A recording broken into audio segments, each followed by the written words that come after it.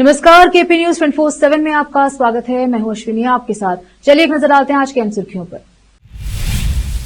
हमें BD 2 jail में कन्नड़ अभिनेता दर्शन से प्रेरित होकर कर्नाटक की अन्य जेलों के कैदी वीआईपी सुविधाओं की कर रहे हैं मांग। मेरे लिए परेशानी या चिंता करने वाली बात नहीं, थोड़ा जांच को लेकर विपक्ष पर सिद्धरामैया का पलटवार।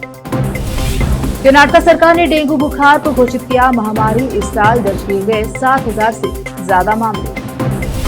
भारी बारिश के कारण तेलंगाना के साथ आंध्र प्रदेश का भी हाल बेहाल। विजयवाड़ा में भोजन पानी लेकर पहुंची एनडीआरएफ की टीम। हेलीकॉप्टर ड्रोन से राहत पहुंची। प्रयागराज के मदरसे में जाली नोट छापने की मशीन के साथ मिली आरएसएस से जुड़ी कई किताबें। ब्रुनेई पहुंचे PM Narendra Modi. Crown prince Al मुहतादी ने किया स्वागत।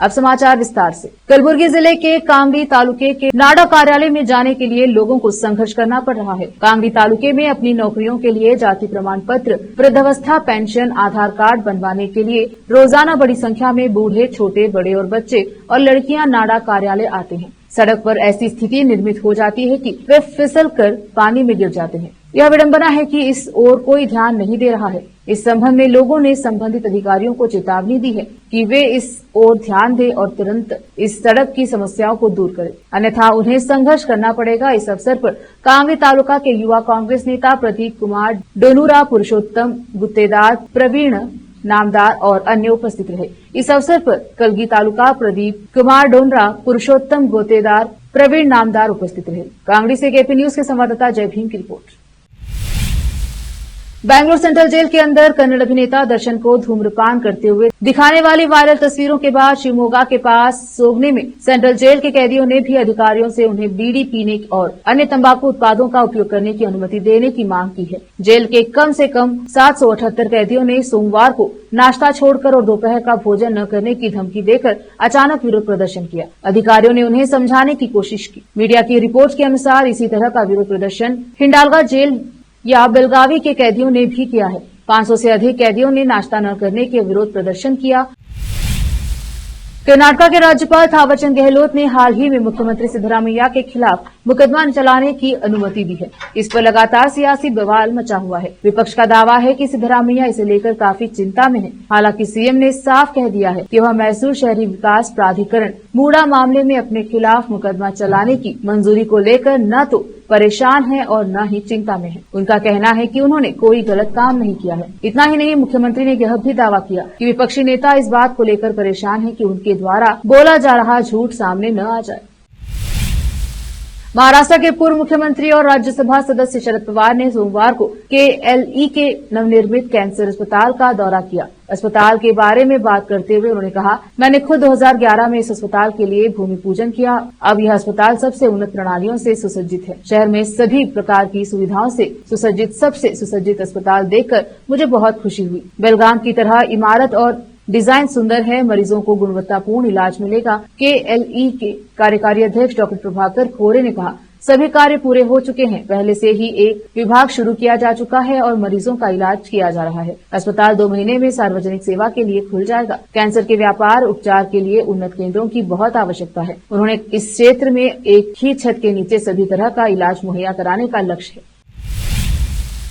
कर्नाटक सरकार ने मंगलवार को राज्य में डेंगू बुखार को महामारी के रूप में अधिसूचित किया। इसमें इसके सभी स्वरूप शामिल हैं। इसके अलावा कर्नाटक महामारी रोग विनियमन 2020 में संशोधन के लिए नियम बनाए गए हैं। राज्य के स्वास्थ्य विभाग के आंकड़ों के मुताबिक इस साल जनवरी से जुलाई तक डेंगू के 7,362 मामले दर्ज किए गए। डेंगू से निपटने के लिए कार्य योजना का ऐलान करते हुए मुख्यमंत्री सिद्धरामैया ने कहा, इस साल अब तक 7,362 डेंगू के मामले दर्ज किए गए हैं। अब तक 7 लोगों की मौत हुई है। डेंगू के मरीजों को भर्ती करने के लिए अस्पताल के प्रत्येक वार्ड वार्ड में 10 बेड रखने को कहा गया है। झुग्गी झोपड़ियों में रहने वाले लोगों को मच्छरदानियों प्रदान की जाएंगी। कर्नाटक के स्वास्थ्य मंत्री दिनेश गुंडूराव ने कहा कि सरकारी स्थिति की निगरानी कर रही है और सभी विभागों को निर्देश दिए गए हैं कि उन्होंने कहा कि हम स्थिति पर नजर रख रहे हैं। हमने सभी विभागों को डेंगू के स्रोतों को कम करने का सख्त निर्देश दिया है। हमने आशा कार्यकर्ताओं और स्वयंसेवकों को घर घर जाने के लिए कहा है। सरकार पूरे समय काम कर रही है। हमारा मकसद मच्छरों के प्रसार को रोकना है और इससे होने वाली मौतों को रोकना है।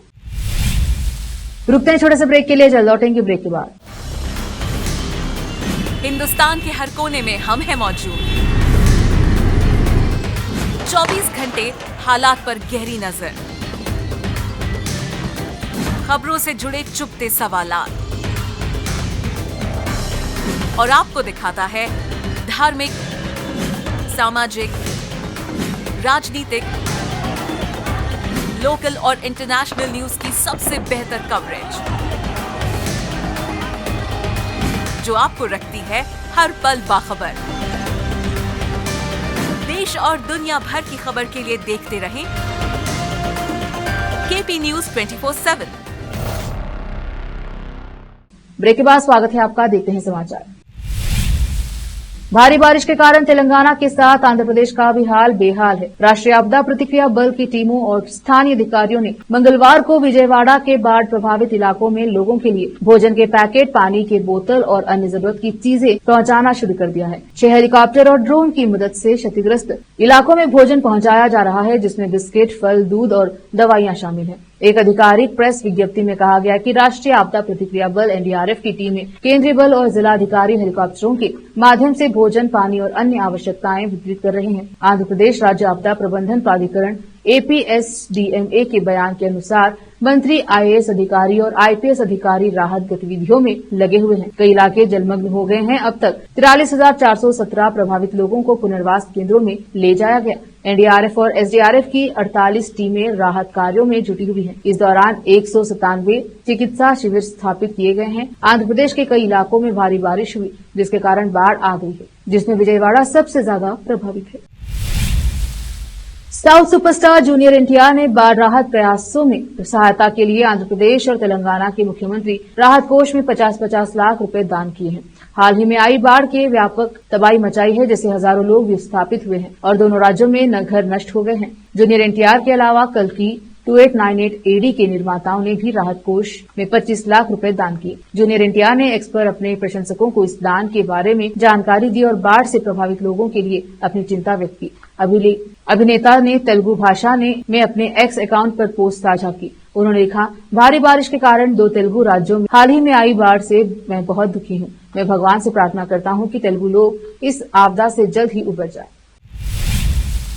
आज कोटल सर्कल कार्यालय में आयोजित एक संवाददाता सम्मेलन में कोटला CIB सुरेश बाबू ने जानकारी दी है कि कोटला मंडल के इलापुर गांव के सुंदरगिरी लक्ष्मण सराया पिछले 10 दिनों से अलग अलग फोन नंबरों से कॉल कर रहे थे। 10 लाख रुपए देने की धमकी दी और अंत में 10 लाख देने नहीं तो जान से मारने की धमकी दी। आरोपी राजशेखर के टीवी सर्विसिंग सेंटर पर आया और उसे 2 दिन में मांगे गए 10 लाख रुपए तैयार करने की चेतावनी दी और कहा कि वह वहां राजशेखर को चाकू मार देगा। श्रीकांत और स्टाफ पुरुषोत्तम एलिया श्रीनिवास ने राजशेखर के SMTV सर्विसिंग सेंटर से आरोपी लक्ष्मण नरसैया को गिरफ्तार कर लिया। उसके पास से एक सेलफोन, एक चाकू और एक मोटरसाइकिल जब्त की गई है और पुलिस स्टेशन लाया गया और आज अदालत में पेश किया गया। साथ ही ऐसे अवैध वसूली करने वालों के खिलाफ सख्त कार्यवाही की जाएगी। जगत्याल से केपी न्यूज के संवाददाता मोहम्मद यूनुस की रिपोर्ट। గత నెల అనగా ఆగస్టు 31వ తారీఖు కోరుట్ల పట్టణానికి చెందిన దాసరి రాజశేఖర్ అనే ఒక వ్యక్తి రియల్ ఎస్టేట్ వ్యాపారం చేస్తూ ఉండే వ్యక్తి కోరుట్ల పట్టణ పోలీస్ స్టేషన్కి వచ్చి ఒక ఫిర్యాదు ఇవ్వడం జరిగింది. అటు ఫిర్యాదులో విషయం ఏమిటంటే గత 10 రోజులుగా అతను కోరుట్ల మండలంలోనే ఐలాపూర్ గ్రామానికి చెందిన సుందరగిరి లక్ష్మీ నరసయ్య అలియాస్ లక్ష్మణ్ అనే వ్యక్తి గత 10 రోజుల నుంచి అతను ఫోన్ చేసి, నువ్వు రియల్ ఎస్టేట్ వ్యాపారం చేస్తున్నావు కాబట్టి మాకు డబ్బులు ఇవ్వాలి, నేను గతంలో కూడా నాకు క్రైమ్ హిస్టరీ ఉన్నది, గతంలో నేను కొన్ని గ్యాంగుల దగ్గర పనిచేసిన, నాకు అడిగిన డబ్బులు ఇవ్వాలని చెప్పేసి బెదిరిస్తుందని 31వ తారీఖు రోజు కంప్లైంట్ ఇవ్వడం జరిగింది. అదే రోజు 31వ తారీఖు సాయంత్రం ఆ లక్ష్మీనరసయ్య అనే వ్యక్తి ఈ రాజశేఖర్ యొక్క టీవీ మెకానిక్ షాప్ దగ్గరకు వచ్చి నేను అడిగిన డబ్బులు ఏం చేసినావు అని చెప్పేసి బెదిరించి ₹1 కోటి డిమాండ్ చేసి, ఆ తర్వాత అట్లీస్ట్ ఒక 10 లక్షలను ఇవ్వకపోతే నేను తప్పకుండా చంపేస్తానని బెదిరించగా ఇమీడియట్గా అతని దగ్గర ఉన్న ఒక 5,000 రూపాయలు ఇమీడియట్గా అతనికి లక్ష్మీ నర్సయ్యకి ఇవ్వడం జరిగింది. ఆ తర్వాత పోలీస్ స్టేషన్కి రాగా మా గౌరవ ఎస్పీ శ్రీ అశోక్ కుమార్ ఐపీఎస్ గారి ఆదేశాల మేరకు వెంటనే కేసు నమోదు చేసి మా డిఎస్పీ గారు మెట్పల్లి డిఎస్పీ గారి పర్యవేక్షణలో నేను కోరుట్ల ఎస్ఐ శ్రీకాంత్ మరియు మా సిబ్బంది అందరం ఒక టీమ్గా ఏర్పడి ఎవరైతే అట్లా బలవంతపు వసూళ్లకు పాల్పడుతున్న ఈ లక్ష్మీ నర్సయ్య వ్యక్తిని పట్టుకోవడానికి మా టీం పనిచేస్తుండగా నిన్న సాయంత్రం అనగా సెప్టెంబర్ 1 తారీఖు నిన్న సాయంత్రం మళ్ళీ అతను బెదిరించే క్రమంలో రావడానికి ప్రయత్నం చేయగా మేము వలపన్ని అతను పట్టుకొని ఈరోజు రిమాండ్కు పంపించడం జరిగింది. ఈ సందర్భంగా మా గౌరవ ఎస్పీ గారు కూడా ఇలాంటి చట్ట వ్యతిరేక కార్యక్రమాలకు పాల్పడ్డ వ్యక్తులపైన ఇమీడియట్గా కేసులు నమోదు చేసి వాళ్ళ మీద కఠిన చర్యలు తీసుకోమని మాకు ఆదేశాలు జారీ చేయడం జరిగింది. గతంలో కూడా విత్తనాల నాగరాజు, గుడ్ల విశాలని ఇద్దరు వ్యక్తుల మీద కూడా కోరుట్ల పట్టణం నుంచే ఇద్దరి మీద పీడీఎఫ్ నమోదు చేసి వాళ్ళిద్దరిని జైలుకు పంపించడం జరిగింది. ఈ సందర్భంగా కోరుట్ల పట్టణ వాసులకు కూడా మా యొక్క విన్నపం ఏమిటంటే ఇలాంటి ఎవరైనా బెదిరింపులకు పాల్పడి వసూళ్లకు పాల్పడే వ్యక్తులు ఇట్లా ఫోన్ చేసి బెదిరిస్తే ఇమీడియట్గా మాకు సమాచారం ఇచ్చేస్తే మేము కూడా తక్షణమే స్పందించి వారి మీద చట్ట ప్రకారంగా చర్యలు తీసుకుంటామని తెలియజేస్తున్నాం. Thank you. महाराष्ट्र के कई शहरों में लगातार बारिश का कहर जारी है। सार्वजनिक परिवहन सेवाएं काफी प्रभावित हुई हैं। यहाँ चारों ओर पानी पानी नजर आ रहा है। राज्य के मराठावाड़ा क्षेत्र के हिंगोली जिले के कई इलाकों में हालात बदतर हो गए हैं। यहाँ भारी बारिश के बाद 200 से अधिक लोगों को सुरक्षित स्थानों पर पहुंचाया गया, वहीं 90 अन्य को बचाया गया है। इसके अलावा नांदेड़ जिले में 2 लाख हेक्टेयर से अधिक जमीन प्रभावित हुई है। 8 जिलों वाले मराठावाड़ा क्षेत्र में रविवार से भारी बारिश हो रही है। बारिश से जुड़ी घटनाओं में अब तक कम से कम 4 लोगों की मौत हो चुकी है। अधिकारियों के अनुसार नांदेड़ जिले में 45 राजस्व सर्कल बारिश से प्रभावित हुए हैं। 2 लाख हेक्टेयर से अधिक फसलें प्रभावित हुई हैं। 25 जानवरों के मरने की सूचना मिली है और उन्होंने बताया कि नांदेड़ शहर, अर्धपुर, हड़गांव, बेगलूर, मुदखेड़, कंधार, लोहा और नायगांव में फसलों को काफी नुकसान पहुंचा है। प्रयागराज के अतरसुइया थाना क्षेत्र के एक मदरसे से 28 अगस्त को नकली नोट की फैक्ट्री का खुलासा होने के बाद अब जैसे जैसे जांच एजेंसियां अपनी जांच का दायरा आगे बढ़ाने में जुटी हुई हैं, वैसे वैसे जांच में कई चौंकाने वाले खुलासे हो रहे हैं, जिसने प्रयागराज कमिश्नरेट पुलिस के साथ साथ जांच एजेंसियों की भी होश उड़ा दिए हैं। अब पुलिस की जांच में नकली नोट वाले मदरसे में आपत्तिजनक किताबें मिलने की सनसनी फैल गई है। दरअसल मदरसे में अब RSS के खिलाफ आपत्तिजनक किताबें मिली हैं। ये किताबें गिरफ्तार किए गए कार्यवाहक प्रिंसिपल मौलवी तफीरुल के कमरे में मिली हैं। इन किताबों में आपत्तिजनक किताबें, तस्वीरें RSS को देश का सबसे बड़ा आतंकी संगठन लिखा गया है। वक्त एक और छोटे से ब्रेक का, जल्द लौटेंगे ब्रेक के बाद। हिंदुस्तान के हर कोने में हम हैं मौजूद। 24 घंटे हालात पर गहरी नजर, खबरों से जुड़े चुपते सवालात और आपको दिखाता है धार्मिक, सामाजिक, राजनीतिक, लोकल और इंटरनेशनल न्यूज की सबसे बेहतर कवरेज जो आपको रखती है हर पल बाखबर। देश और दुनिया भर की खबर के लिए देखते रहें KP News 24/7। ब्रेक के बाद स्वागत है आपका, देखते हैं समाचार।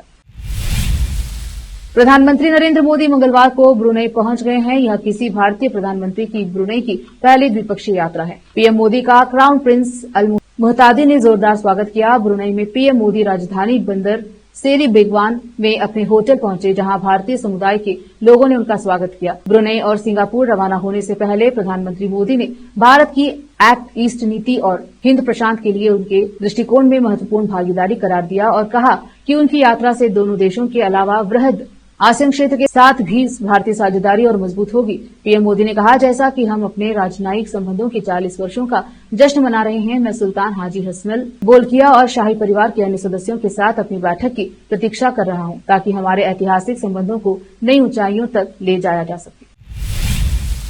असम के मुख्यमंत्री हेमंत बिस्वा शर्मा ने मंगलवार को कहा कि कांग्रेस का जिक्र आते ही लोगों के मन में परिवारवादी पार्टी का ख्याल आता है, जबकि इसके विपरीत भारतीय जनता पार्टी के जिक्र पर से ही लोगों को लगता है कि यहाँ तो कार्यकर्ता जमीनी स्तर से प्रधानमंत्री के पद तक पहुंच सकते हैं। भाजपा के प्रदेश कार्यालयों में कार्यकर्ताओं को संबोधित करते हुए शर्मा ने कहा कि पार्टी को 18 साल से लेकर 25 साल तक के युवाओं को साथ लाने का लक्ष्य बनाना चाहिए ताकि उन्हें पार्टी के भविष्य के लिए सदस्य बनाया जा सके। उन्होंने कहा कि जब हम कांग्रेस की बात करते हैं तो हमारे दिमाग में एक परिवार की तस्वीर आती है। हालांकि भाजपा में ऐसा नहीं है, जहां एक कार्यकर्ता बूथ स्तर से उठकर देश का प्रधानमंत्री बन सकता है। शर्मा ने कहा कि भाजपा में माता पिता की पहचान की आवश्यकता नहीं है, बल्कि यहाँ रहने के लिए एकमात्र आवश्यकता राष्ट्र की सेवा है। उन्होंने कहा भाजपा चीन की कम्युनिस्ट पार्टी को पीछे छोड़ते हुए दुनिया की सबसे बड़ी और सबसे शक्तिशाली पार्टी बनी।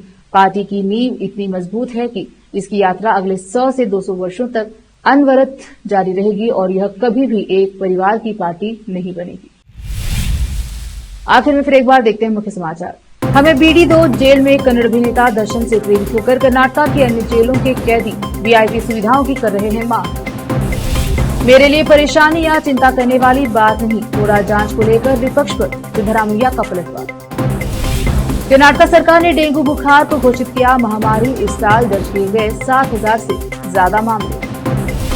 भारी बारिश के कारण तेलंगाना के साथ आंध्र प्रदेश का भी हाल बेहाल। विजयवाड़ा में भोजन पानी लेकर पहुंची NDRF की टीम, हेलीकॉप्टर ड्रोन से राहत पहुंची। प्रयागराज के मदरसे में जाली नोट छापने की मशीन के साथ मिली RSS से जुड़ी कई किताबें।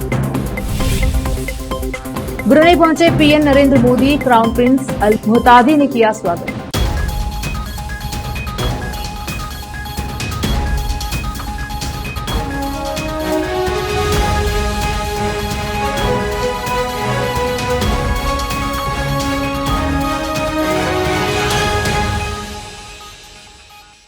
केपी न्यूज के बुलेटिन में अब तक के लिए इतना ही। देखते रहिए केपी न्यूज 24/7। धन्यवाद।